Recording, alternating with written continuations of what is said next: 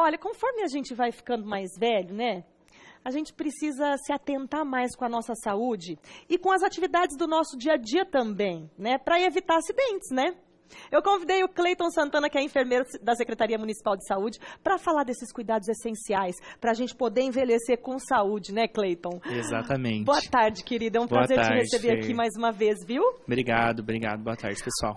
Ô, Cleiton, existe uma política pública sobre o envelhecimento? Existe sim, Fer. Existe uma política nacional da saúde do idoso. Na verdade, existe a política nacional do idoso e a política nacional da saúde do idoso, tá? Então, ambas. E aí, com a visão do envelhecimento ativo, que é a mesma coisa como se fosse um envelhecimento saudável. Né? Então, algumas regras básicas para esse envelhecimento, já que a população ela tem crescido muito, né? A expectativa de vida ela aumentou com o avanço da ciência, da medicina, então a gente tem uma expectativa de vida maior hoje.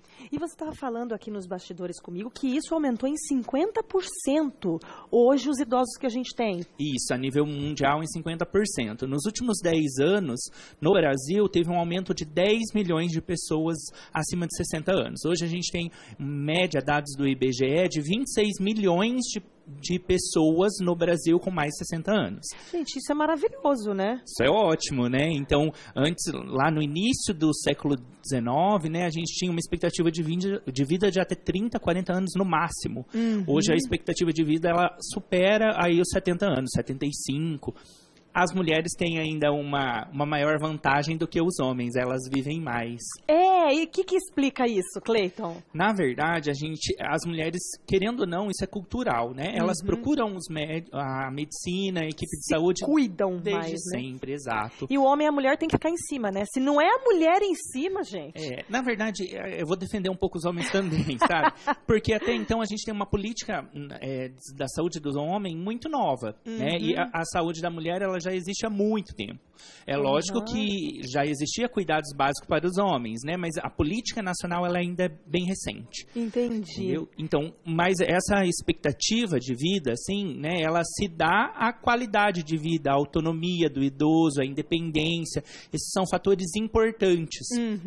Agora, quais são os principais cuidados que o idoso tem que ter para ter uma qualidade de vida melhor? Sim. Isso que eu acabei de dizer. Então, ele tem que ter uma autonomia, né? O que é essa autonomia? Ele ser independente, ele tomar as suas próprias decisões. É lógico que vai ter algumas limitações de acordo com a idade, estrutura corporal, mental e assim por diante. Essa autonomia e independência, ela é fundamental para viver bem após os 60 anos. Então, e a partir daí ele vai ter uma boa qualidade de vida. Agora, cuidado com quedas, por exemplo, que a gente ouve falar muito, né, Cleiton, que o idoso cai. Exato. Quais são os principais cuidados que não só o idoso, como os familiares também têm que ficar atentos, porque tem muito idoso que mora sozinho, né? Exatamente. Então, a gente tem alguns cuidados fundamentais que devem existir dentro da nossa casa, né? Então, os cuidados de acessibilidade, que isso é fundamental e que é da sociedade, mas dentro da nossa casa é o uso de calçados antiderrapantes, tapetes fixos, né? Utilizar pisos não escorregadios, isso é um pouco mais difícil, ainda mais se a casa ela for um pouco antiga, né? Mas tem que ter esses cuidados básicos, corrimão nas escadas, né? Suporte no banheiro, no local de banho, quando necessário. Então, tudo isso é fundamental para prevenir essas quedas. Eu acho que vale também a gente alertar aqui para idosos que moram sozinhos. Por exemplo, eu tenho um exemplo na minha família. Minha avó mora sozinha e a minha mãe e os outros irmãos toda semana vão na casa da minha avó para ver se tá tudo ok, entendeu? Porque assim, às vezes o idoso é teimoso, né, Cleiton? Isso. A gente vai lá e tira um tapete que escorrega, ele vai e põe de volta o tapete. Então eu acho que isso é papel dos filhos ficarem atentos, né? E sempre estarem ali dando uma olhadinha na casa da mãe, vai lá para dar uma limpadinha se precisar, né? E já aproveita e vê todas essas questões de segurança mesmo, Exatamente. né? É fundamental o papel, é a participação da família família nessa independência do idoso. Como você mesmo disse, o idoso ele tem essa fase um pouco mais teimosa, que isso é natural, né? E é fundamental a família participar desse processo de cuidados, ou a família ou um cuidador específico. Então, ela participar desse processo de cuidado, porque a independência ela é importante, mas algumas doenças, elas vão causar limitações. Limitações físicas, cognitivas, comportamentais, e que precisa, então, de um cuidado direcionado de alguém que entenda, de um profissional, ou até mesmo de um cuidador. Agora, Cleiton, existem fatores de risco, né, para idosos terem muitas quedas. Existe. Quais são esses fatores? Então, na verdade, alguns fatores fundamentais, alguns fatores são relacionados às doenças crônicas. Né? Então, assim, a primeira da lista são as doenças coronarianas. Né? Então, o infarto, ele pode ocasionar, mas também tem o processo do envelhecimento, a perda de massa muscular, a alimentação inadequada, né? Então, na equipe de saúde da família, lá no posto de saúde próximo da região desses, né, da casa desses idosos, existem os núcleos de atenção à saúde da família, né, que são os NASF. O NASF, o núcleo de apoio, ele tem uma equipe estratégica, como educadores físicos, nutricionistas, fisioterapeutas, que auxiliam em manobras para prevenir, então, atividade física, alimentação adequada, um apoio psicológico, tudo isso é fornecido pela rede pública. Olha que então, maravilha. através do NASF. Ô, Cleiton, quem cai mais, homem ou mulher? Mulher.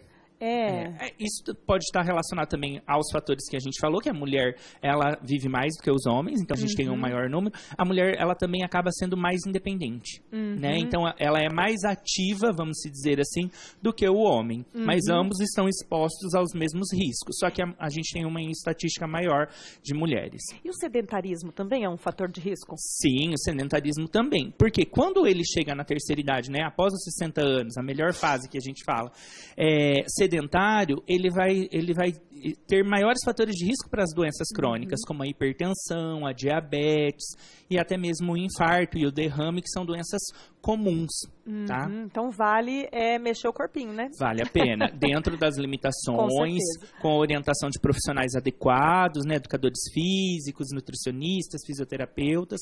Vale muito a pena. E para a gente lembrar também, encerrando aqui o nosso bate-papo, então, que a vacinação contra a gripe está aí, é de graça, né? Exatamente, né? Então, as unidades básicas de saúde, a campanha já está aberta, mas na quarta-feira as unidades retornam, porque amanhã é feriado, e todos os idosos acima de 60 anos, eles podem procurar a unidade mais próxima da sua casa, que a vacinação é gratuita. Cleiton, muito obrigada mais uma vez pela sua participação aqui, ajudando o pessoal de casa. Imagina, Fernanda. Obrigada. À disposição.